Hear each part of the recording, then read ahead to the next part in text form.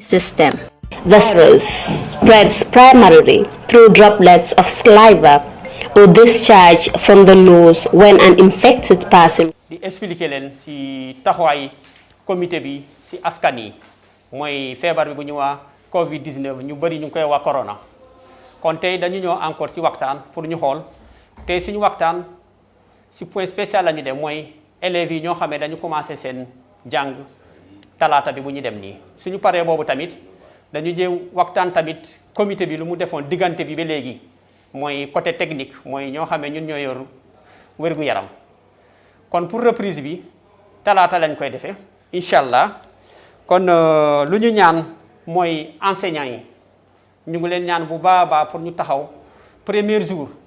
ñu jàngal xale yi leçon de veille ci feebar bi bu ñu wax coronavirus bi il faut ñu jàngal leen tuuti ñu wax leen feebar bi naka lay walante naka nga war a def pour mu lor askan yi ñu bëri loolu suñ ko defee lu bëri day dugg ci élèves yi mais lu ñu insister fii mooy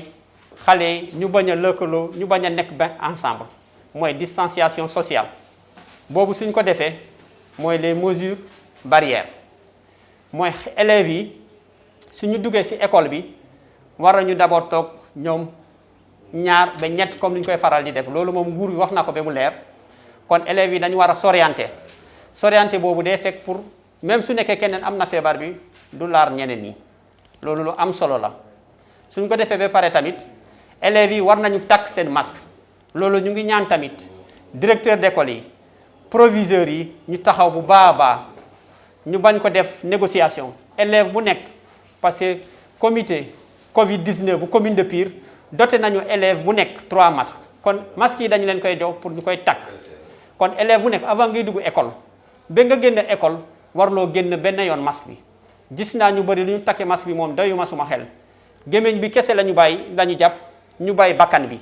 masque bi day jàpp bakkan bi day jàpp gémmiñ bi loolu il faut tamit chef d'établissement ñu insister bu baax a baax suñu paree boobu tamit ñu ngi ñaan tamit enseignants yi ñoo xam ne ñooy joxe cours yi parce que enseignant da nga nekk koo xam ne référence la modèle la ci élève boobu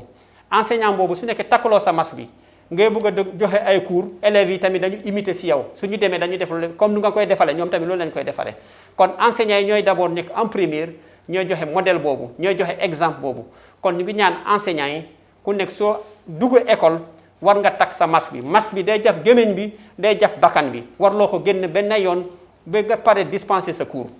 loolu ñu ngi koy insister pour enseignants ñu def ko noonu parce que élèves yi foofu la ñu xoolee ci modèle boobu ñu respecté ko suñu paree booba tamit mooy raxas seen loxo yi élèves yi tamit avant ñuy dugg école commune mooy comité de lutte contre le Covid 19 commune de Pire jël nañu jumtukaay yépp am nañu dotation eau de javel am nañu dotation madar am nañu dotation yoo xam ne thermoflash la am na dotation yoo xam ne pour raxas seen loxo yi la kon élève bu nekk avant ngay dugg école entrée boobu war nga raxas sa loxo su cours yi paree tamit soo ñibbisi avant ngay dugg sa kër war nga raxas sa loxo yi loolu suñ ko defee dina baax trop parce que fu ñu toll nii suñu xeex bi yépp mooy liggéey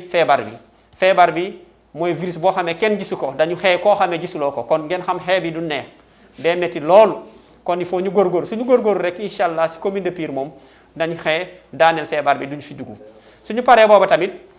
mooy tamit école bu nekk am na thermoflash nekk na benn appareil boo xamee mooy seet tàngoor yaram bi kon avant ngay dugg école forcément am na enseignant boo xam ne day nekk ci buntu bi dañ leen flasher ku yor température boo xam ne dafa yëg ñoom enseignant waxtaan nañu ak ñoom xam nañu lu ñu defee élève boobu ñu contacter ñu gérer ko dans la plus grande discrétion loolu tamit dama bëgg ñu bañ ko fësal parce que élèves yi suñu xamee ki yaram bi dafa tàng dañ ko yóbbu fane rek élèves yi mun nañu tiit mun nañu sa xel bi du ñu dal bés boobu seen cours bi yépp day jaxaso kon mbaa dañ koy gérer avec beaucoup de diplomatie suñu paree boobu tamit raxas loxo yi tamit léegi il faut tamit proviseurs yi directeur d'école yi ñu am suñu contact yi mooy chaque fois su amee problème ñu contacter ñu à distance ñun mun nañu waxtaan ñu xool quelles sont les conduites à tenir lu ñu war a def pour élèves yooyu suñ ko defee loolu tamit incha allah dina baax kon coordination boobu entre enseignant ak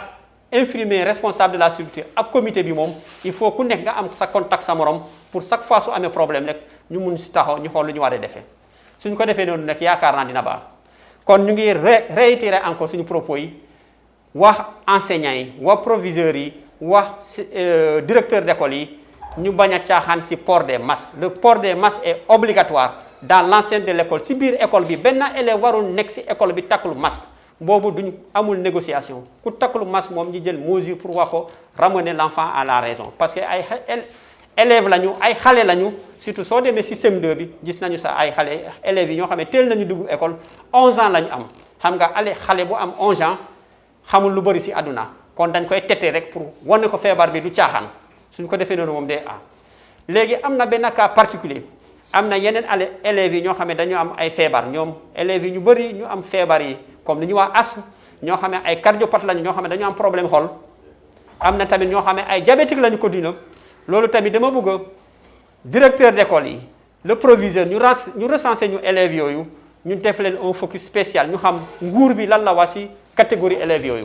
mënuma jël benn décision il faut tamit ñu wax yoo xam ne école bi wax na ko ak nguur bi pour ñu mun a xam ne ñu defee parce que élèves yooyu dañu nekk élèves yoo xam ne dañu vulnérable dañu am ay tares organiques kon feebar boobu suñu leen laale rek day jafe ci ñoom suñu paree boobu ci rentrée boobu ñu ngi dem tamit ci suñu comité bi le comité de lutte contre le Covid-19 ñu leen profiter suma tour ak ci tour responsable yi ñu fe nekk de la santé mooy Mame Diarra Bousso mooy mu nekk maternité responsable de la structure ak Ami Bouka di remercier bu baax comité bi amoon na yenn jamono amoon nañu fi benn cas Covid-19 positif boo xamee amul warante nekk na cas boo xamee positif la mais taxawaay boobu comité bi jógoon moom ñu ngi koy rafetlu bu baax di leen remercier au fond du cœur depuis mbir bi xew rek def nañu réunion d'urgence mooy ñu peaufiner lu ñu war def pour jàppale famille boobu macha allah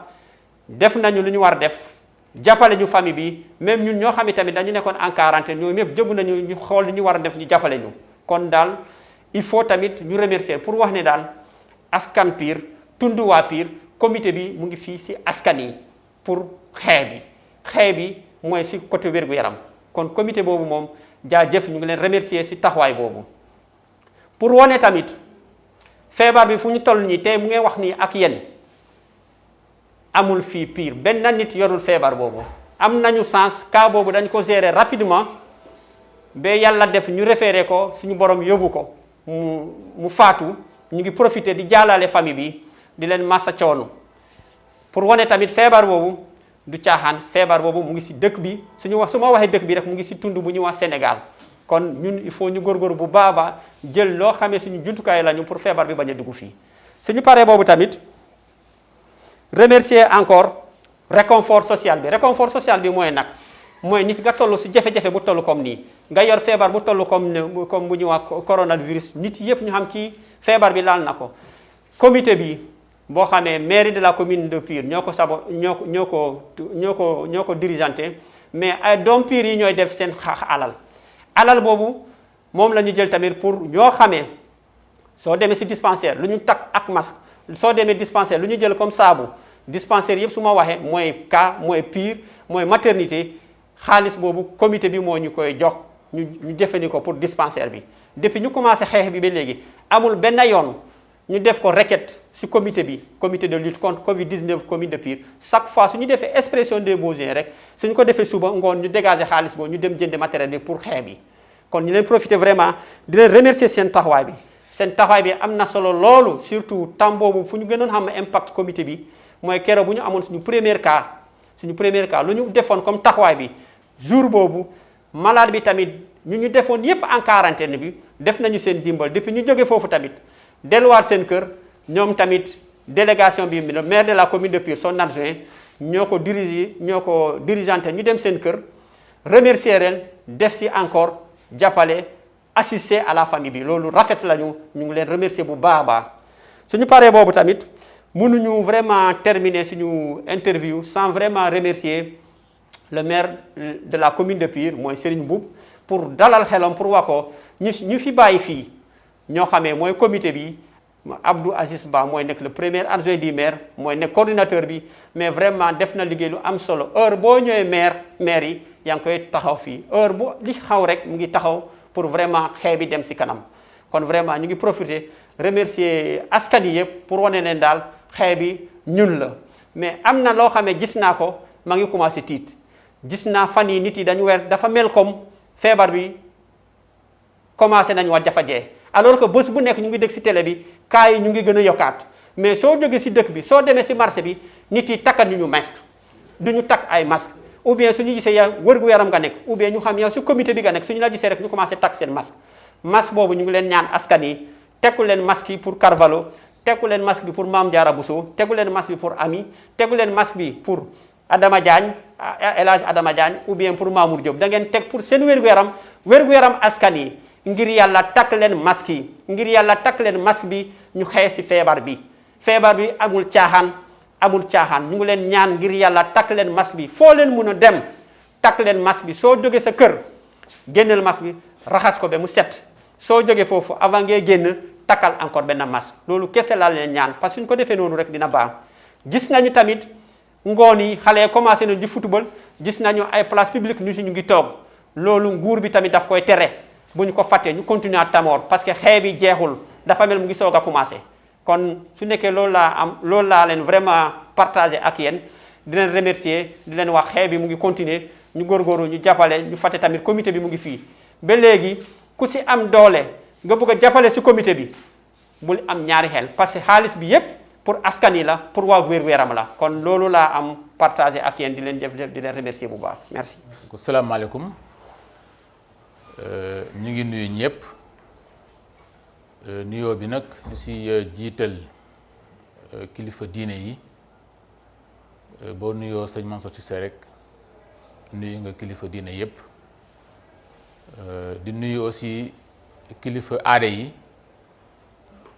te boo tuddee Serigne Mboup muy le maire donc nuyu nga tous les citoyens de Pire di nuyu góor jigéen mag ndaw di nuyu surtout aussi comité de lutte bi nga xamante ne nii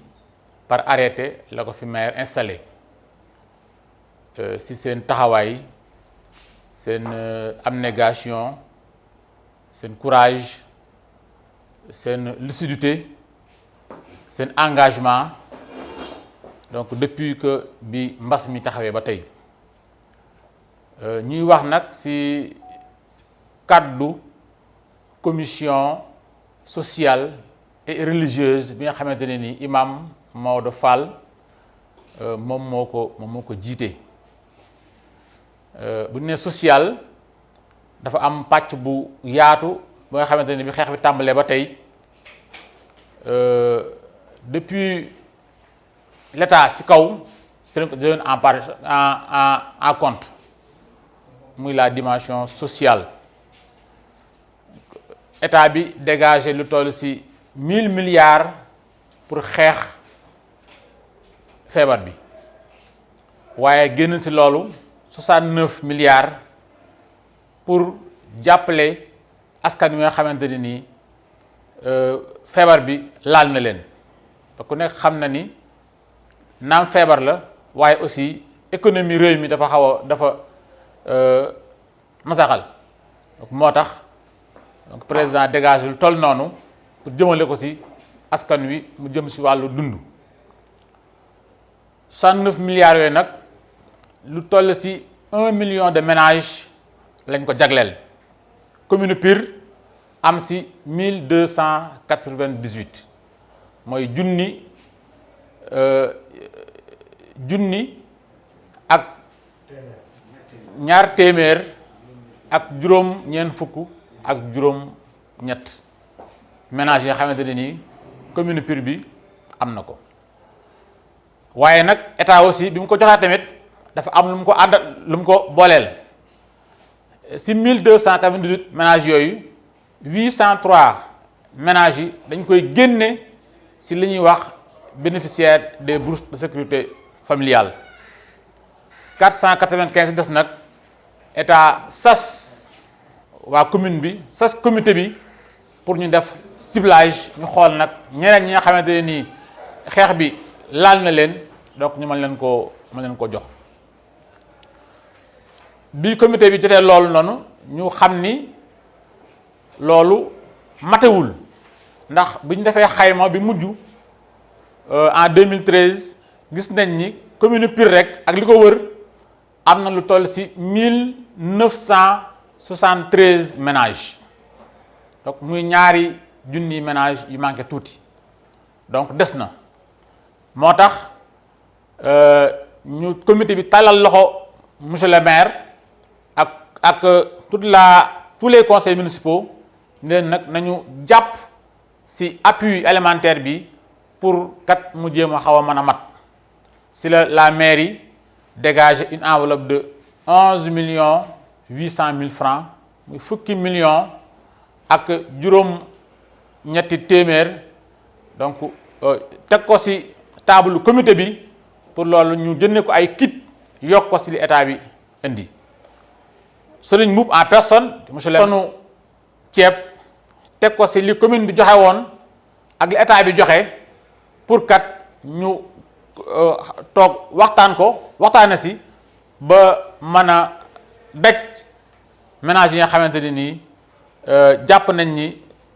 feebar bi laal na leen loolu la bi mu amee xaalis boobu noonu ñu jox ko comité bi woo commerçant yi nga xamante ne ñoo nekk ci dëkk bi parce que dañu bëgg lépp rek yam ci biir Pire ñu woo leen waxtaan ak ñoom jël loolu teg ko seen loxo pour que ñu mën a jënd li nga xamante ne ni soxla nañ ko pour mu indi loolu moom cette commande là a été déjà passée et que kit yëpp mi ngi sur place mu des nag li nga xamante ne ni état bi moo ko waroon indi ceeb bi naam ñëw na waaye ba tey ci loxoy préfet la nekk comité bi amagu ci accès dañuy xaar nag ba lépp mat kit yëpp mat parce que bu ñu nee kit rek mooy ceeb mooy diwlin mooy suukar mooy saabu mooy pâte alimentaire donc bu lépp matee incha allah rabbi danañ ko jox ñi nga xamante ne nii jàpp nañ ni ñoo ko yeyoo ginnaaw loolu ñu ne léegi nag loolu am lépp nan lañ koy séddalee ba askan wi man see gis seen bopp si sellal si liggéey ba nga xamante ni li day am li ñuy wax transparence moo tax ñu taxawal ñetti commission bis njëkk mooy la commission administrative bis topp mooy la commission contrôle et supervision bis topp mooy la commission réception et distribution des vivres commission administrative bi ma njëkk a lim seen liggéey mi ngi jëmoon ci seetaat bénéficiaire bourse yooyu ndax am na ñi nga xamante ne nii war nañ leen mën a génne pour jox ko ñeneen loolu aussi dañ ci am tamit ndigalu préfet moo ne ñu RNU bi muy registre national unique bi am na ay njuumte ci am njuumte yooyu autorisé nañu comité bi mu def ci ay correction liggéey bi nag ñu toog ko ci ñetti critères de base bis njëkkoon mooy ñu xool am na ci biir ñooñu ñi nga xamante ne nii ñoo bokk njël ba pare nekk ay bénéficiaires loolu amee dañuy génne kenn ki am na ñi nga xamante ne nii am nañu bourse sociale te jàpp nañ ni mérité wuñ ko ñooñu aussi dañ leen di génne am ñi nga xamante ne nii day dem benn dëkk gis lañ fa joxe ay bourse ëpp dëkk ba loolu aussi yoon may nañ tamit ñu wàññi loolu pour mën ko jox ñeneen ñi nga xamante ne nii soxla nañ ko donc ci critère de base yooyu ci lañ laloon sunu liggéey ba sur les 803 bénéficiaires des bourses génn nañ ci 30 yi nga xamante ne nii dañ koo génne daal koy joxaat yeneen kër yi nga xamante ne nii soxla nañ ko bi loolu passé ñu jàll ci beneen pàcc bi muy ciblage bi waxoon naa ko ci sama njëlbéen wax ni dafa am 495 ménages yi nga xamante ne nii comité bi moom la ñu sas pour ñu tànn ko 495 mooy juróomi téeméer yu manqué juróom ces ménages yu war a tànn yu war a am kit alimentaire yooyu loolu nag aussi biñ toogee waxtaan si ñu ni nañ ko delloo si askan wi ñu ni ñun mënuñu xam si dëkk yi ak si quartier yi ñan ñoo ko gën a yelloo ñu ni nañu monter li ñuy wax ay comité de quartier ou ay comité de village comité de quartier yooyu noonu comité de village yooyu noonu chef de village moo ko jiite ou bien chef de quartier imam ba si la bokk représentant ña fa toogal ndaw yi si quartier ba si village ba si la bokk ak ña fa toogal jigéen ñi ak képp nga xamante ni xelam rafet na si wàll woowu noonu donc ñoom la ñu installé ñoom ku nekk ñu jox la sa quota ñu tànn ñi nga xamante ne ni jàpp nañ ni sa koñ ba ñoo ko yelloo indil ñu fiche yooyu comité bi validé ko ñu jox ko la commission contrôle et supervision ñu càmbaraat ko ba mu doy leen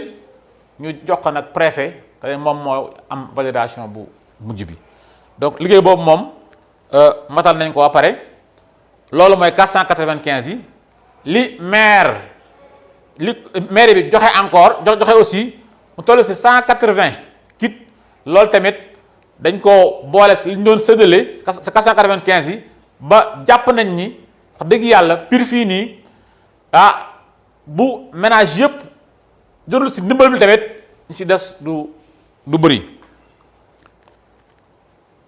loolu nag mun naa def wax rapidement donc benn table ba nga xamante ni nii mooy situation globale bi bu ko defee ñu xam fii ci commune Pire ñaata ménage ñooy bénéficier wu ci dund boobu noonu boo jëlee ci RNU bi waxoon naa ko saw njëlbeen wax muy 803 la woon 803 ménages la woon ci village yi 521 ménages ñoom la ñu tànn ci Pire 282 ménages boo ko boolee muy 803 ménages ci ciblage bi ci village yi 245 ménages lañ fa ciblé ci Pire 250 ménages lañ fa ciblé boo ko boolee mu nekk 495 ménages boo jëlee at bi nga xamante ni commune bi andi na ko mu toll ci 180 kits ci village yi 98 ménages lañ fa ciblé ci Pire 82 ménages boo ko boolee mu nekk 180 ménages loolu lépp nag boo ko boolee day nekk 1478 ménages yi nga xamante ne nii incha allah rabbi ku si nekk danañ la jox sa bon nga dem ci commission distribution bi ñu jox la sa kit alimentaire bu complet liñ si yokk rek pour tëj waxtaan bi rek mooy di rafetlu benn dynamique boo xamante ne nii yaakaar naa ne Pire rek la am ndax bi liy ñëwee ñu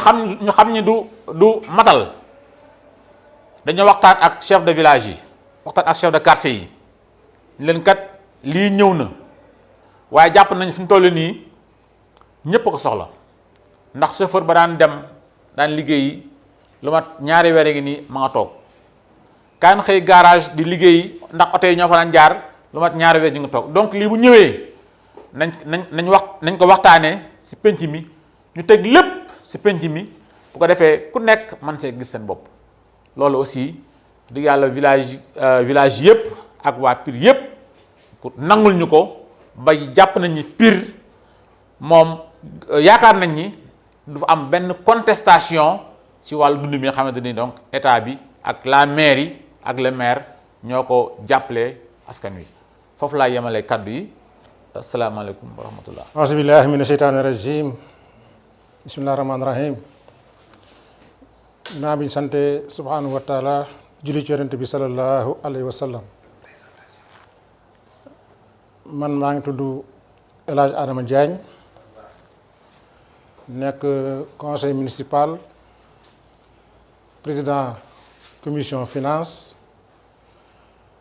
bokk ci comité Covid 19 bi nekk ci commission finance u Covid 19 bi kon ñoo ngi nuyu ñëpp di sant ñëpp di leen gërëm nuyoo bi nag wax dëgg yàlla bu ñu nuyoo kilifa diine yi nekk ci dëkk bi sëriñ Mansour Cissé sëriñ Sidi Mokhtar Mbacké ak mbooleem kilifa diine yi nekk ak mbooleem imam yi El Hadj Maodo Fall imam ratib ak ñu nekk ci dëkk bi yépp di nuyu monsieur le maire Serigne Mboup di rafetlu vraiment taxawaayam ci xeexu mbas mi di nuyu koo fi nekkal muy El Hadj Abdou Aziz Ba di ko jaale magam bi gaañu ndax fa la dem tey jii loolu tax ñëwul tey ci waxtaan wi di nuyu conseil municipal bépp di nuyu comité de lutte bépp ñoo ngi sant yàlla bu baax cant gi nag li ko waral mooy dañoo boole ci dëkk boo xam ne nii dëkk bu jafe la ci dëkk yi ngir ànd gi ñu ànd ngir dimbalante gi nga xam ne nii moom la ñuy doxal seen diggante ndax lu ci waay nekk rek sa moroom jàppale na ci moom sëkk kooku dañ ko sant yàlla ndax bi comité bi commencé ba tey ku nekk wax dëgg yàlla def nga ci sa ñaq wala sa xel mu rafet wala sa doole loolu nag boo amee ñun ñi nga xam ni sañ borom dafa teg comité sañ loxo faaw ñu delloo sañ borom njukkal di sant population bi yépp ndax lii ñu def yombul ca alal dafa jege borom alal ci xol la nekk kon képp ku joxe alalam rek kooku war na ko bàyyi xel kon kooku wax dëgg yàlla waa Pire kenn doon ci man li des mooy li ma war a leeral mooy comité bi aussi ni ñu liggéey ba ñu commencé ba tey lépp loo xam ne ñu ngi koy jënd boo amee ci dëkk bi doomu dëkk bi ni ñu koy jëndee ndax loolu monsieur le maire moo ko waxoon moo ne woon day bala ngaa jéggaani sa biir kër na nga fi commencé ba pare kon lépp loo xam jënd nañ ko rek ak loo xam ñawlu nañ ko ci muy masque yépp waa Pire ñoo ko def kooku moom dafa jaral leeral ndax wax dëgg yàlla kooku mission la boo xam ne nii monsieur le maire dañ ko waxoon te ñu koy sàmmonte ak moom di jaale nag ki fi bàyyi ko di suñu Alioune Diouf ndax moom wax feebar bi da ko daloon ñaan sañ borom mu xëy ko àjjana di rafetlu aussi taxawaayu comité bi ci ay mbokkam ndax wax dëgg yàlla bi mbir mi ñëwee comité bi taxaw na assisté leen ci dund ak yépp wax dëgg yàlla taxaw nekk seen wet xam ni doomu dëkk bi la ci ñëpp ñoo fi nekkal dëkk bi ko aussi dañ koy rafetlu di ñaan yàlla mu gëj fi ci di sant yàlla aussi ndax ñi ko jigee woon ñëpp comme ni ko Carvalho waxee kenn amu ci feebar bi kooku ak cant la ndax bu fekkoon leneen la am beneen coono day taxawaat kon ñu ngi sant yàlla bi nga xamee ni kenn amu ko ci dëkk bi loolu ak cant la di rappeler rek li nga xam ne nii wax dëgg yàlla moom la Adama Diop wax léegi muy taxawaayu autorité yi muy état bi muy maire bi ci dund bi nga xam ne ni Adama wax na ko ak compréhension bi nga xam ne nii population bi dañ ko doxal ndax Pire dafa bari ñoo xam ne duñu lekk bàyyi seen moroom loolu moo waral liggéey bi yomb ci ñun ndax dëkk ñu wër yépp wax dëgg yàlla li ci ëpp dund mi ñëw dañ koy teg ci pénc ma ñëpp péncoo ko loolu lu rafet la loo xam ne nii ñu ngi koy saluer di sant ñi nga xam ñëpp am nañu xalaat boobu ndax àdduna noonu rek la ndax avant feebar bi ñëw ndóol amoon na fi jafe-jafe amoon na fi feebar bi ñëw na ceeb bi ñuy joxe aussi wax dëgg yàlla terewul kenn dund dafa nekk loo xam ne dañ koy def rek ngir lu baax la mais wax dëgg yàlla ku nekk li ngay am aussi saw ñàq moo la koy jox kooku nañ ko bàyyi xel di rafetlu taxawaay bu baax ci ñëpp muy maire bi muy état bi muy population bi nekk ci dëkk bi. li ci des mooy transparence maanaam ak leer si nga xam ne comité bi ñu commencé peut être ñu ko bëgg a doxal ndax di ko lañu fay def benn point de presse mel nii waxoon nit ñi fi ñu toll ngir am na ñoo xam ne ñoo toll seen alal te li yoon mooy booy bu dee joxe alalam li muy joxe war nga koo wax fi mu toll ak li mu ci def loolu moo waral surtout waxtaan tey bii nga xam ne koy def ci waa kii yëpp ak di ko wër leeraay boobee nag ñun comité bi dañoo ubboon benn compte ci PAMECAS compte bi waxoon nañ ko bee passé 32,55 ni ñu ko waxee léegi mooy ba tey képp koo xam nga ndimbal ba tey mën naa ñëw ndax feebar bi jógewu fi pour le moment ñu ñaan ñaan mais yàgg waaye ba tey mu ngi fi te xeex bi dana xeex démb ba tey moom la ñu xeexaat tey jii dara wàññiwul ndax Carvalho wax na ko ñu war a sàmmonte ak wér-gu-yaram yëpp wax na ko te kon tey jii dina def démb mën nañu defaat tey rek kon ba tey soxlawaat nañu loo xam moom la ñuy liggéeyewaat te population bi lañ ko yaakaar aussi dafa am solo ñu wax ko léegi nag biñ commencé ba tey wax dëgg yàlla nit ñi ku leen joxaan sa ñax wax naa ko léegi ndax boo dee xool li jógul lépp biñ commencé ba tey 26 millions la 152 000 francs maanaam ñaar fukki millions ak juróom-benn yu tegal fanweeri junni ak ñeent dugg na ci kees ah loolu nag bari na bariwul waaye waa bu ñu xoolee loolu waa Pire yëpp ñoo ko joxe boole nañu ko ci ndax waa Pire association yeeg ñi am alal ak kilifa diine yeeg ku nekk joxe na sa ñàkk ci jëf ah di ko maire yi joxe aussi mu ngi ci biir di loolu ma wax ndax maire yi Alam Diop wax na ko joxe na 11 millions 800 am na lu njëkkoon a joxe 3 millions ak 1 million yëpp joxe woon na ko ak yi comité de santé yi joxe ak yëpp boo xoolee mu ngi ci 26 millions yi ma wax léegi nag 26 millions yooyu ma wax nii am na dépense yoo xam ne def nañu ko ci Mamadou Diop dana ñëw ndax mooy trésorier man damay wax rek li nga xam dugg na fi léegi nag Mamadou dana wax ni mu fi duggee ak di ko fi dugal waa mu leer ñëpp mais man damay dépense général rek di fi dugg kon 26 millions 152 000 moo dugg ci kees bi ñu dépensé nag àgg na ci 21 millions 869 100 francs maanaam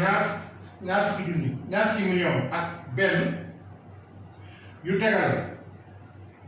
téeméeri junni ak juróom-benni téeméeri junni ak juróom-ñeent yu teg ñaar fukk waaw loolu moo dugg ci liñ dépensé ci kees dépensé yooyu nag bu ñu ko dee xool ba ci biir li ko waral mooy équipe technique bi xam nga Carvalho wax na ko léegi ñoom dañuy def seen expression de besoin xool li nga xam ne moom lañuy xeexe feebar bi ñu ngi koy wax ñu ngi koy jox ñu demee ni ay masque ay javel ay madaar ak gel yooyu yëpp daanaka communauté technique dañ koy soxla ñoo la ñu jox ci xaalis bi ñu wax loolu weesu aussi Adama Diop wax na ko léegi mooy mbirum dund mi loolu aussi dépense bi ma wax bokk na ci biir ndax li maire joxe yëpp dañ ko jëlee woon weesoo aussi loolu école bi mu ngi tijji le 2 incha allah le 2 bii di ñëw juin maire bi am na loo xam fàgg na ko muy 2 millions 500 000 ak comité bi loolu dañ ko dugal ci dépense bi ma wax muy 21 millions yi ma wax ah léegi nag famille bi aussi ñi nga xam ne nii seen borom dafa amoon gàllankoor ci ñoom mooy ci feebaroon ñu Alioune Diouf ay waa këram dëgg-dëgg comité bi taxaw na taxawaay bu ma sëkk ngir dimbali leen di dund ak yépp ak aussi ñi nga xam ñooy doon yore santé bi mais aussi nga xam ne dañoo jóge woon ñooñu ñun kam wax dëgg yàlla jàppale leen ci ñu néew néew loolu moo waral dépense yi ma wax ñu 21 millions 839 000 100 francs léegi nag li des ci kees bi tey ba demee PAMECAS ci kees bi da ci des mooy 4 millions 282 900 maanaam ñeenti millions ak ñetti téeméer ak ñetti téeméer ak juróom-benn ak ñeent yu teg téeméer ak juróom-ñeent fukk loolu moo des ci kees gi muy 4.282.900 loolu teg ci kees gi nag maanaam ba tey liggéey bi dafa des ndax feebar baa ngi fi kon loolu fii ñu dem rek fii feebar bi am aussi maaritaal yi boobaa dañuy utiliser ñu digluwaat gën a diglu équipe technique bi mu ñoom Karballo ak ñi ñu àndal ñëpp ngir lépp loo xam ne nii dañ ko soxlawoo rek boobaa ñun ñu taxaw ci taxawaay bi ma sëkk loolu daal moo nekkoon loo xam ne dama koy wax di gën a sant ñëpp ci liggéey bi taxawaay bi rafet na wax dëgg yàlla lii moom sëriñ bu coom bi nekk maire mënulu ko xam ndax loolu moom rek wax dëgg yàlla xëy na lépp am waaye nag yàlla mel na ko chance mu nekk ci dëkk boo xam ne nii ñu ko jàppale nañu ñoo xam xaaruñu ko ci dara aussi loolu aussi c'est important dëkk bi xaaruñu dara ci maire yi xaaruñu dara ci état bi lépp loo xam am na rek dañu daal taxaw waaw bu maire ñëwee xëyrun bu état ñëwee xëyrun lépp yokk ci mais vraiment seen jëf moom dañ daal taxaw brusquement rek daal di jëf loo xam ne nii koo gis naw leen loolu mooy Pire baaxoo te wax dëgg yàlla def nañ ci yu bari yoo xam ne noonu ko defee muy jumaa ji muy maternité bi yëpp taxawaayu dëkk bi rek la waaw kooku moom wax dëgg yàlla lu ñuy rafetlu la moo xam ne ñaan yàlla mu jàgg ci xale yi aussi ñu jàng ci xam ne aussi am na leen war loo xam ne taxawaay boo xam ne dañ ko war a taxaw boo xam ni li seen mag doon taxawee bu ñu ko taxawee rek yaakaar naa ne dëkk bi kanam di jël kon asalaamaaleykum wa rahmatullahi taala wa barakaatu. mbokk yi maa ngi leen di nuyu bu baax man la Mamadou Mamoun Diop trésorier du comité de lutte contre le Covid-19 donc bokk ci commission financière bi comme ni ko bokk yi jàll waxee rek ñu ngi santaat yàlla bu baax ci dajawaat bu ñu dajawaat ak yéen ginnaaw bi ñu fi dajee yaakaar naa ni le 9 avril 2020 ci benn conférence de presse bu ñu defoon point de presse bu ñu defoon pour def benn bilan d'étape kon ñu ngi nuyu bu baax a baax mbokki Pire jël nuyoo bi di ko teg ci loxol kilifa yi diine yi comme ni ko mbokk waxee imam ratib al imam Hadj Malick Fall mi ngi nii toog waaye bu ñu jëlee nuyoo bi teg ko ci loxo mu tegal ñu ko ci loxol la xalif Serigne Mansour Cissé Serigne Sidi Mbacké ak mbooleem kilifay diine yi nekk ci dëkk bi ñu di leen nuyu ci turu commission bi nga xamante ni mooy la commission financière comme ni ma ko waxee léegi coordinateur bi di Serigne Adama Diagne Serigne Babacar Mbaye ci la bokk Massaer Diop Adja Ken Diagne Saliou Mboub ak Serigne Ngouda Mbaye monsieur Ngouda Mbaye de réew mi donc ñu ngi leen di nuyu ci seen tur di leen fàttali ni bi comité bi taxawee itam li njëkk a nekk liggéeyu commission financière moo doon fexe no dara amee xaalis ñi nga xamante ni daanaka lu sotti moo koy sottal ci lu mel nii ñu fexe ba am koom am waaye bu ñu fexe ba am koom am ñu fexe xool nag naka lañ koy dépenser waaw macha allah loolu yàlla dimbali nañ ci bu baax a baax a baax ñu ngi ci sant yàlla comme ni ma ko waxee déjà ci situation bële ñu jóge ci mois d'avril comme ni ma ko waxee sànq bi ñuy mujj foofu waxoon nañ leen ni leen àggoon nañ ci jamono yooyu nga xamante ni daanaka commission bi bu doxee lu mat weer ca la yam 8,791,000 francs waaw yoo xamante ni dugg na fi bi mbas mi tàmbalee waa Pire taxaw ci jàmmaarloo ak moom dajale nañu fi somme bu tollu noonu ñu dépensé woon ci jamono yooyu toujours le 9 avril 2020 un montant de 4 42 500 loolu itam lu mu ci doon lu ne waxoon nañu la nga xamante ni moo waraloon la na mu duggee mooy jàpp goo nga xamante ni wax dëgg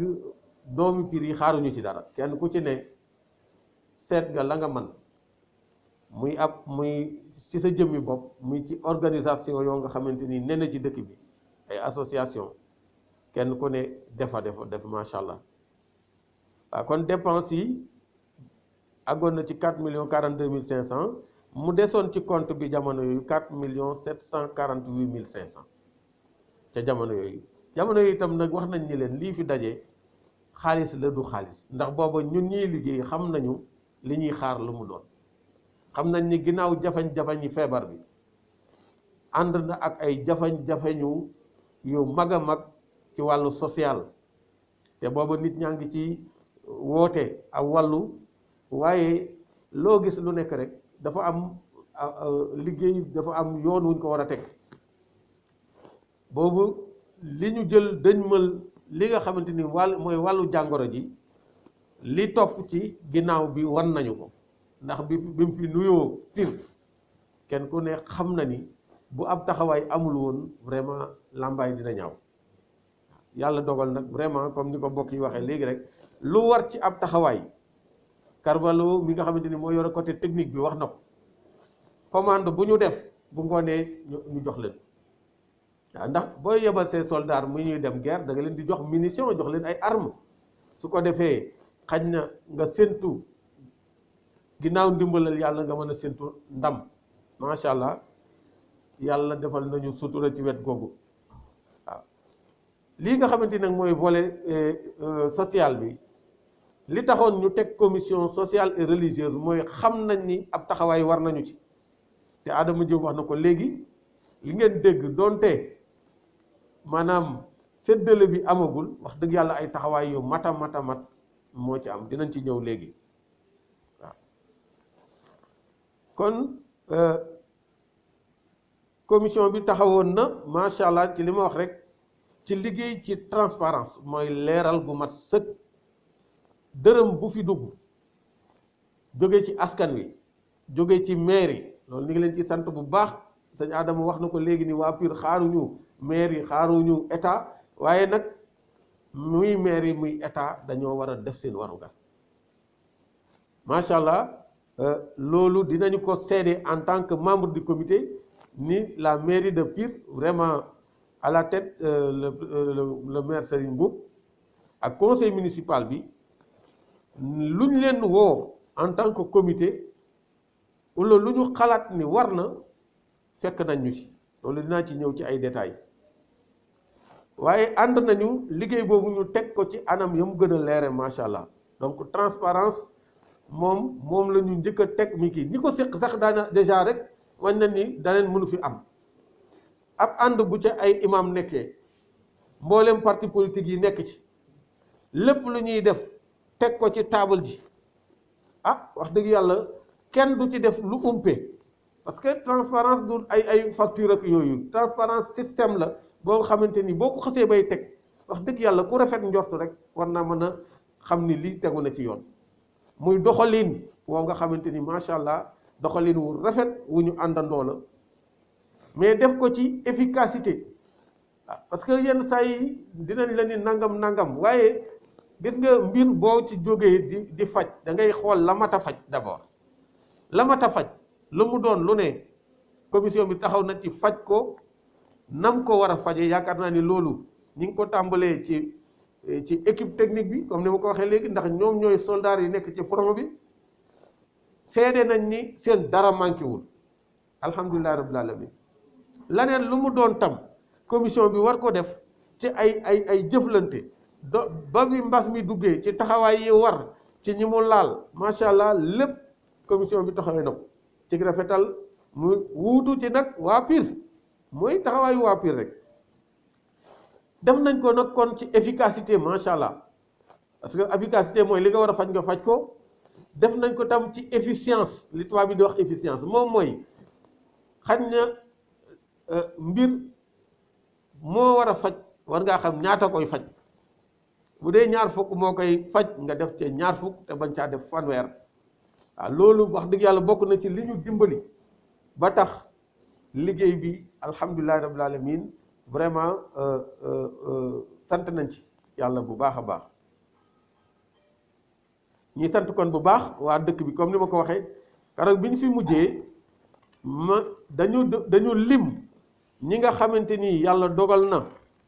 ci seen mbaax ak seen tabe ñu am lu ñu indi def ko fi muy lu rafet nag parce que nit aussi ñoom xañ na ñenn ñi sàkkuwuñu ko waaye nag yow mi nga xamante ni yaay liggéeyal ab askan jotal moo la war da nga war a jotal ci loolu am na ay yeneen yoo nga xamante ni macha allah après conférence de presse booba ay somme xaalis yu am solo yu fi dugg yoo xamante ni comme ni ma ko waxee léegi ay organisation ak i nit ñoo ko fi dugal ci loolu dinañ ci lim association des ñeeñoo de Pire di suñu mbokki ñeeñoo yi macha allah organisation boobu ñu waree indi nañ fi enveloppe bu am solo ànd ko ak Cheikh Balla Samb ak Serigne comment dirais-je Ibra Sey mi nga xamante ni mooy président ba ñëw nañ ci turam macha allah indi fi lu xewal googu association dooleel Serigne Mboup muy ay ndaw ñoo nga xamante ni dañoo ànd ak monsieur le maire indi nañ fi ñoom itam seen enveloppe relais communautaire yi te Saliou Mboup jiite leen ñoom itam joxe nañ ci seen ndimbal Mamadou Moustapha Fall proviseur moom itam ñu koy sant bu baax Mamadou Moustapha moom itam ku jàmbaare ku bëgg ku am taxawaay indi na fi ndimbalam Birane Thiam menuisier aluminium moom itam dëkk Parcelles macha allah joxe na fi ndimbalam Babacar Fall Mbay Fall ñu gën koo xam ci Mbay Fall enseignant moom itam joxe na fi ndimbalam soxna Naar Fall di soxna ci Serigne imam Aji Malick Fall imam ratib moom itam indi na fi ndimbalam association des ressortissants de Pire à Touba ci turu suñu lay di président ba jërëjëf ak mbokk yi nga xamante ni ñoom ñoo leen féeteel Pire di ay Amadou Gaye ak ñamu àndal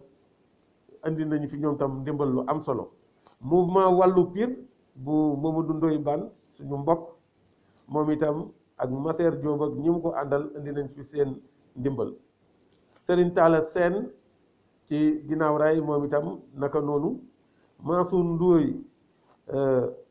nekk kudd moom itam indi na fi ndimbal lu am solo le parti Rewmi de coordinateur local bi di Khalifa Mbaye ak Ngouda Mbaye ak ñi ñu ko àndal ñoom itam indi nañ ci enveloppe bu am solo une bonne volonté koo xamante ni wax dëgg yàlla xañ na moom da ci bëggul woon tudd turam moom itam indi na fi une enveloppe de 100 000 francs waaw am na tam beneen bonne volonté boo xam ne tam joxe na fi 50 000 waaye moom itam dafa sàkku woon ñu bàyyi noonu rek Sandoumbe Thiaw ingénieur di doomu Serigne Papa Thiaw moom itam def na ndimbal lu am solo parti Pastef bu suñu collègue Assane Diop son leader di Ousmane Sonko moom itam ak ñi mu àndal Pire ci liggéey bi indi nañ ci seen ndimbal Serigne Ndiol Thiam naka noonu moom itam bokk ci les amis de Sañaxoor ànd defar baañ bu coordinateur bi di Bachirou Kane notre frère moom itam indi nañ ci ndimbal lu am solo association des enseignants nga xamante ni ay ndaw ñoo ko yore ndaw yi enseignants yi ñoom Mohamed Diop Mbacke Dieng Mar Samb ñoom tam indi nañ ci une importante enveloppe Abdou Ba conseiller municipal moom Abou Ba Abou dëkk fële ci quartier Médine moom itam joxe na fi ndimbalam Mouhamadou Ka di conseiller municipal dëkk Kër Samba Lawa moom itam association des hommes de tenue moom di association boo xamante ni vraiment ci mbas mi lañ leen découvrir muy suñuy rakk yoo xamante ni mbooleem ñiy liggéey ci wàllu takk der ñoo ko ànd Mansour Fall ñëwal na leen fi moom itam indi fi une importante enveloppe Serigne Ndoye bi nekk Dakar moom itam di yaakaar naa ni doom ci Alaaji Serigne Alaaji Ibra Ndoye Dakar moom itam joxe na fi ndimbalam am na benn bonne volonté boo xamante ni moom itam joxe na fi 500 000 francs waaye li may wax rek tam bëggul woon sax ko tudd turam nii may wax fi yëpp boo gisee limu ma seen montant yi ñu joxe te lim yii dafay am loo xamante ni bu ko nit defee te buggul ku tudd turam la mu joxe moom warees na ko wax. am na groupe bu ay xarit yu mel ni Abdoulaye Wade Ndoye Cheikh Mbuub Cheikh Ndoye ñoom itam indi nañ fi seen dimbal. Association ànd defar Pire de notre frère de notre neveu du moins Fall Mbuub et notre frère Fall Diop et autres joxe nañ fi tam dimbal lu am solo. Daïra des enseignants de Pire jëwriñ ji Alaaji Mor Kodou Ndoye moom tam joxe nañ fi seen ndimbal. Mor Kodou Ndoye jëwriñ ci boppam joxe nañ dimbalul boppam. daayira les daayira murid de Pire ñu di ko wax Safinatul Aman nga xamante ni njiit li Serigne Amadou Ndoye la yabal nañ fi ñoom Sugeeru Thiaw ak ñi ñu àndal indi fi ndimbal lu am solo. daayira Shababul Muslimin moom itam di suñu ay mbokk tijaan macha allah Baara Diop Amadou Gaye ak ñi ñu ko àndal ñoom itam indi nañ fi seen ndimbal lu am solo. case de santé bu Mérina Sall def noonu. case de santé bu Mbaraglu noonu. El Hadj Matar Sey de suñu bàyyi moom bu doon retraite war naa mën a am waroon nañ ko mën a accordel macha allah moom itam joxe na fi ndimbal lu am solo. Serigne Timbal Dieng enseignant à Pire 2. Maam Awa Niang de la pharmacie Mohamed moom itam joxe fi ndimbal lu am solo waaw ci loolu tam 11,880,000 francs exactement dugg na fi yoo xamante ni c'est des fonds débloqués par la commune de Pire mais ce qui est important mooy dañ ko remettre en liquidité au comité. c'est pourquoi ñun ñu mën cee wax li jaar ci ñun daal te tegu ci suñu loxo ñu gérer ko xam fu mu dugg xam nañ lañ ko fa dugalee loolu war nañ ko témoigner mu nekk témoignage boo xamante ni itam bu wér a wér la. am na beneen virement boo xamante ni itam collectivité territoriale bi def na ko bërki démb rek bi ñuy waajal ubbite école yi muy ñu xayma ñaata mooy war a tax élèves yi mën a jàng ci yoon muy 2,500,000 comité bii ñuy wax nii muy waa Pire gépp ànd ñu yëkkati 1 million de francs dugal ca mairie dugal ca 1,500,000 francs loolu tam muy un autre geste de la part de la collectivité territoriale boo xamante ni itam lu mat a saluer la boo ko boolee 3 millions ya nga xamante ni moom lañ dugaloon ci njëlbéenu liggéey bi kon loolu taxawaay bu mat la waaye nag loolu warul bett kenn dama naan commune bi sax ñoo war a sant yàlla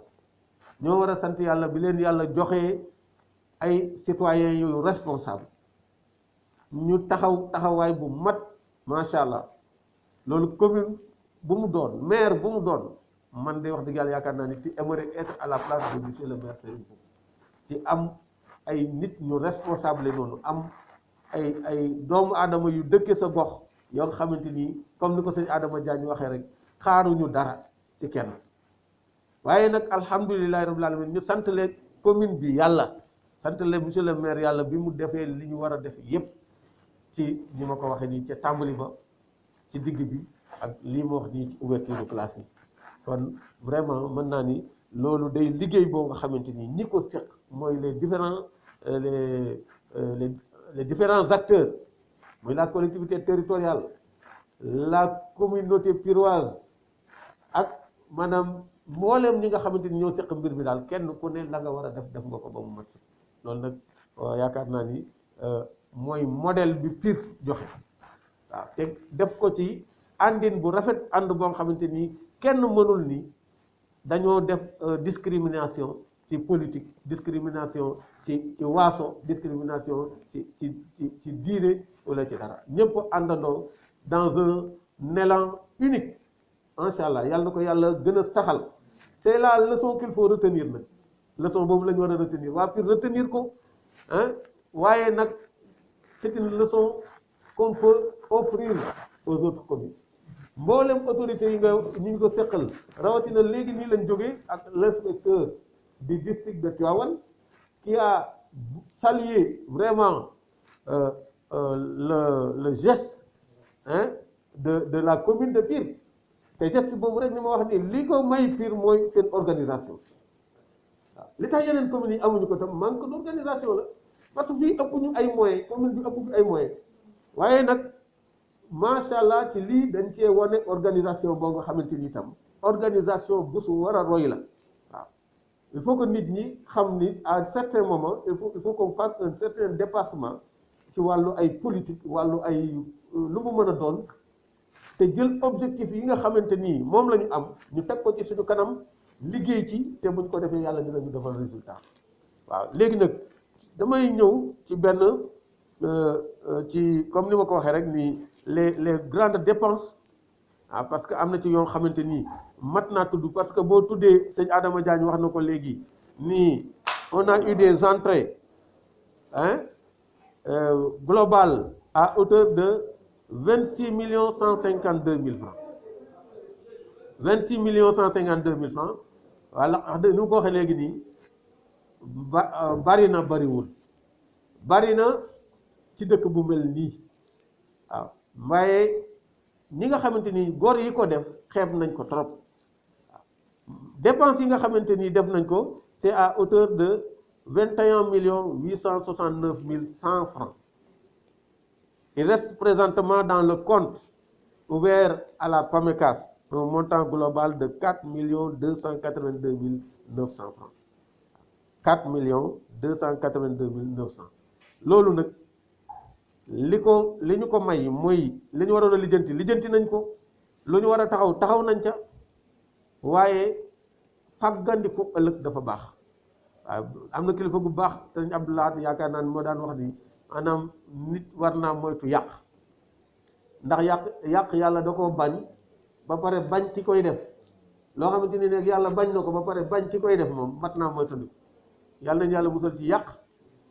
yàq nag ay façon la ndax yor mbir war koo teg ci aw yoon ñàkk koo teg ci yoon ak yàq la waaye lii teg nañ ko ci yoon lu ci war a faj nañ ko ci di xaar nag ëllëg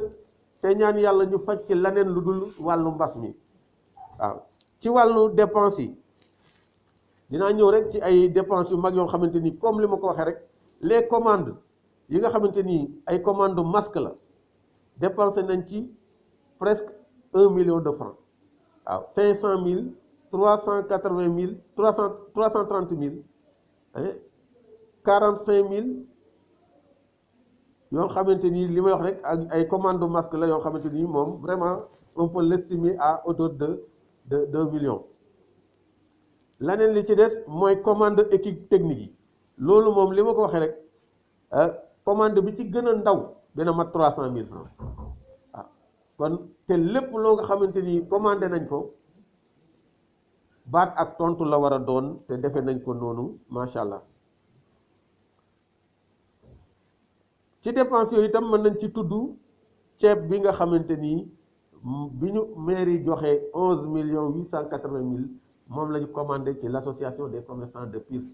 Mor Ndiaye ànd ko ak ñoom ko àndal ci ndigalu sëñ am doy ñi président bi ñu ñëw fii ñu waxtaan ak ñoom yëkkati xaalis ba en liquidité teg ko ci seen loxo muy 11 865 000 di 26 tonnes et quelques yoo xamante ni jënd nañ ko waaye jënd ko ak dëwlin 525 packs d'huile 525 paquets de sucre mooy gros yi waaw kon loolu mooy commande bi nga xamante ni mooy 11 millions bi ñu ko jëndee ci 11 millions 880 mille yooyu 15 000 francs moo ci des dañ caa teg sax pour fay la manutention teg nañ ci 16 000 et quelques donc xaalis boobu ñuy dëgg nii du doo xamante ni lay ñëw ñu koy téye fii la ca war a faj rek faj nañ ko ci waaw am na tam loo xamante ni mën nañ ci dellu si muy la commande de monsieur le maire moom itam bi mu joxee xaalis boobu di toll ci 1 450 000 dañ cee jënd 5 tonnes de riz loolu tam mi ngi en stock ak lii ma wax ni jënd nañ ko ci commerçant yi waaye comme ni ko Adama di waxee ñi ngi néggandiku état bi mottali li mu war a joxe parce que état bi ceebam bi mu indi fii tam joxagu ko commune de Pire